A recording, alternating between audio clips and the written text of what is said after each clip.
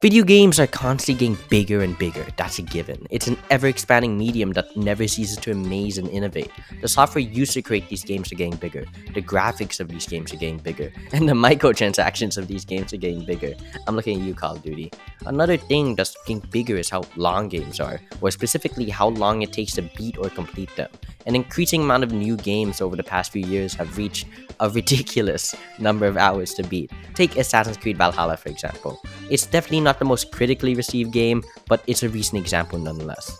Assassin's Creed games in the past were around 15 to 30 hours, a relatively reasonable time count for a game.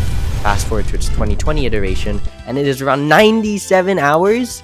97 hours? You know what I could do in that time? Probably procrastinating. But 97 hours? That's like 4 days. Even more recent games have hit this time span as well. Tears of the Kingdom is around 60 hours, Baldur's Gate 3 is around 67 hours, and Elden Ring is around 60 hours, not including DLC, but that's a whole other story. See a trend? Video games are constantly getting longer because games are expanding. Their worlds, their stories, their goddamn open world bloat that Ubisoft definitely did not influence. So it's not a surprise when I hear a lot of gamers play a lot of short games now, maybe around under 5 or maybe 2 to 3 hours. Short little experiences that could be finished on a weekend or on a night. They are getting more and more prevalent, and even me. I started playing a lot more short experiences recently rather than huge AAA games. But why? It's not that the big games are bad, Breath of the Wild specifically. It's absolutely breathtaking.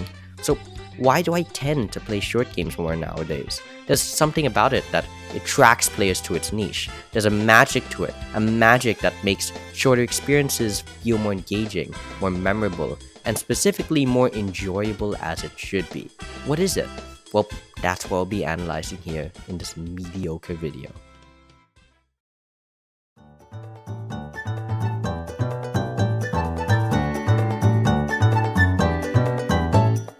The problem with longer games is some tend to overstay its welcome. A lot of games often have a certain point of time that either drags or is a slog to get through, which is normal, but sometimes causes game burnout. This can turn people off from longer games because when you play for an extended period of time, the experience can get stretched out, and sometimes you just don't have the motivation to continue at that moment. Some long games can struggle with an extended playtime because it can ask too much of the player. It can exhaust the player because of its playtime. Of course, there are exceptions, but a lot of the games feel bloated after a specific amount of time.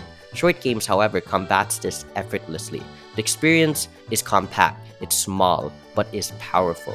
Short experiences often takes advantage of its compact nature. A lot of its gameplay can take advantage as well, like its gameplay or its story. Take a short hike, for example, which is around 1 to 3 hours long. For me, it was a couple of days because I am very, very, very slow. But anyways, a short hike follows a bird named Claire who is off to set on a hike to Hawk Peak, a mountain. This is a great game that has a thrilling world to explore and is a light-hearted, engaging adventure. The thing about a short hike is it's a very confined experience, an experience that isn't really demanding, yet it was one of the most enjoyable games I've played last year. But why? Short games tend to have a more streamlined experience. The magic comes from the pure compression of these video games. For example, the story of a short hike is about you climbing up this mountain, searching for a reception to call your mother. But on your way to your hike, you find all these cool characters and activities you can interact with in this seemingly small yet mighty open world. This could easily be a bigger experience, but it isn't. It's about an hour long, so its compact nature helps force the player to experience more of the experience. Okay, that didn't make any sense at all, but okay. What I'm saying is that it gives players incentive to explore, to relate, or to appreciate the game more. Knowing that the game is short gives players a made-up obligation in their mind to take in the world, do little things around the world, or stay in this world for as long as they can because the experience would be short-lived. That's why a short hike is so enjoyable. It helps push the player to love the game even more, and it distracts them from that objective of finishing a game, but more so gives incentive to soak in a game. Another example of this could be Portal. Of course, you know Portal, the Valve game that seemingly can't get a third one, but it's a game revolving around the creative idea that is portals. You can create 2 portals in different locations and travel between them. You can teleport different items and even create an infinite loop where you're going through portals. Riveting. It's a very creative system that is used in a way where shortness enhances it, if you know what I mean. This game is an excellent example in showing this because consistently throughout the game, they present the world of its puzzles in short, bite-sized experiences while still retaining its cleverness. What's creative here is how simple and short the puzzles are, while the content within it is still really good and creative. Every level feels meticulously crafted, so when you finally solve it, you feel that sense of accomplishment. And since Portal is so short, that sense of accomplishment is more common, therefore giving you a more memorable experience. It's such a creative way. Its 3-hour runtime is used to the very bit. The reason why Portal is so engaging is because of that. It's an experience that can be stretched out into 15 to 20 hours, but when short, it forces the devs to be creative with its compactness, therefore allowing devs to take advantage of it.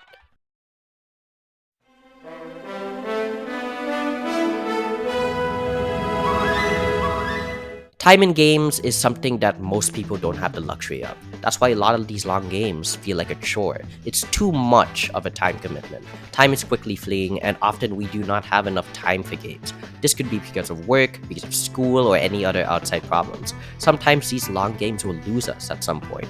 Because of outside stuff, we might forget what happens. Or we dread playing it because we wouldn't feel like any progress would be made if you would play it with such little time we have.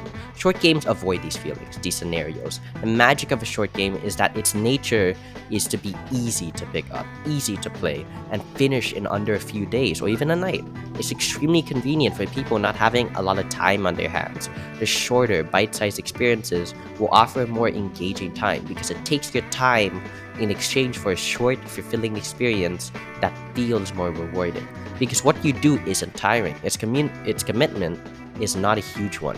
That weight of a large game won't rest on your shoulders. It can also be extremely accessible to any type of gamer, since its asking isn't much. Almost anyone, regardless of gaming skill level, can enjoy it without feeling daunted, and that's the magic of it. Take TMNT Shredder's Revenge, for example, an action-packed beat-em-up which is, at a surprise, based on the Teenage Mutant Ninja Turtles franchise. The game has a runtime at around 3 hours and consists of multiple bite-sized levels that are relatively short. The experience is fast, unique, and extremely fun. What really is great about the game is how it takes your time into consideration. It doesn't beat around the bush, and it gets straight to its action. It is thoroughly engaging throughout a short time span, whilst if it is a long game, many factors can come into play. If you have to leave the game due to a lack of time and leave during the middle of a story, it may break the pacing of it, souring the experience for a bit. It can also slowly deteriorate engagement. The thing is with short games is that this problem can be completely avoided. The short nature helps people with so little time. Like TMNT, you can complete a few levels and go without feeling any guilt of not playing it. You also have a sense of progress because playing for an hour or two could be a sizable chunk of the game. But in longer games, however, an hour or two will feel like a drop in a bucket, a piece of a pie, signifying little progress. Their progress feels better, more memorable in short games. Your experience is more likely to be remembered. There are many games like this that have short levels that will embrace short time constraints, like Cocoon, basically any Sonic game, and one I recently beat on the Vita, Killzone Mercenary. I'll keep it short, but this game is basically Call of Duty with those creepy looking biohazard guys as your enemies, and it's goddamn awesome. Like TMNT, it has short levels that vary in style, some full of action, some full of stealth, and some full of covert missions. But what makes these missions so memorable is because each is like a 15 to 40 minute long mission. They're not that long. So playing a mission after a long day makes it more memorable because it's less stressful as if you played a longer open world game that has no set time span on how long objectives could take. It's just easy to pick up, and that's what makes it so enjoyable.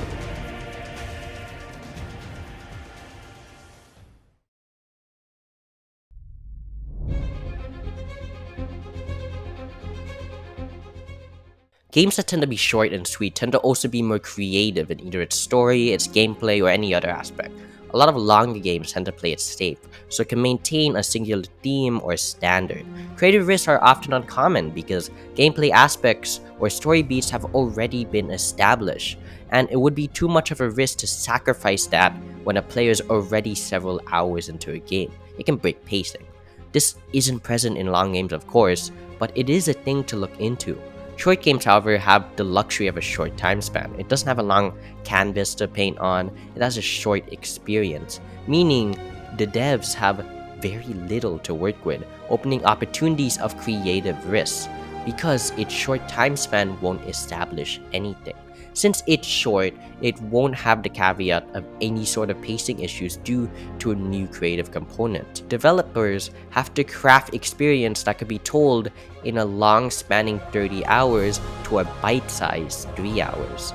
This will force developers to think outside the box, confine their experience in creative ways by coming up with solutions and innovations that will streamline the experience in a shorter manner. Because a short game limits a game's broadness, it can often force a game to think differently.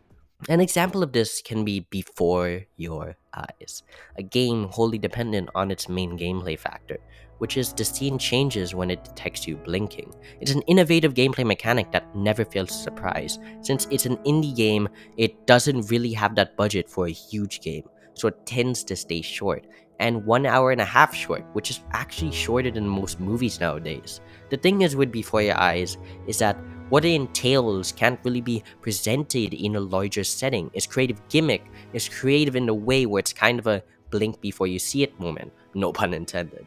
The game, the tension of the game, of trying to keep your eyes open, to desperately take in your surroundings is so clever.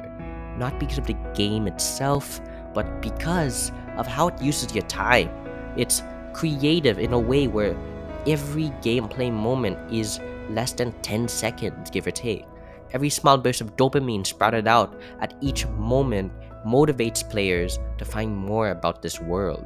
And this is short because it's really an experience that can't be repeated throughout in a longer setting.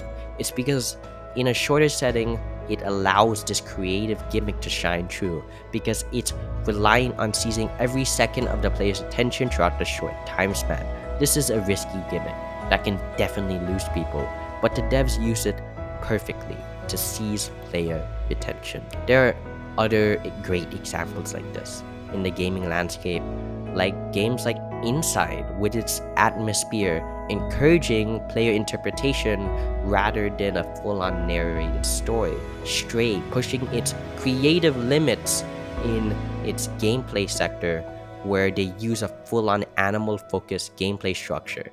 Or even Untitled Goose Game, and how it creatively blends humor to last the entire experience without it turning sour. Creativeness sprouts from pressure, and the pressure of a game being short forces these developers to come up with these types of creative solutions, and I think that is the sprout of the magic that comes with short games.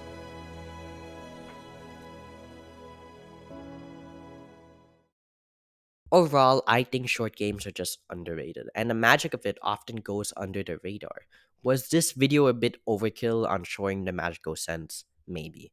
But I hope to shed a new light on how short games can impact our playing experience in numerous ways, whether it's its adjustability, flexibility, or creativity. And maybe you engulfed an interest in some of the games I have talked about. That'd be great too. So, in short, short games are magical. They have this type of thing that attracts players like me to it. And I hope this mediocre video certainly lets you see that. Thank you for watching, and I'll see you in the next one.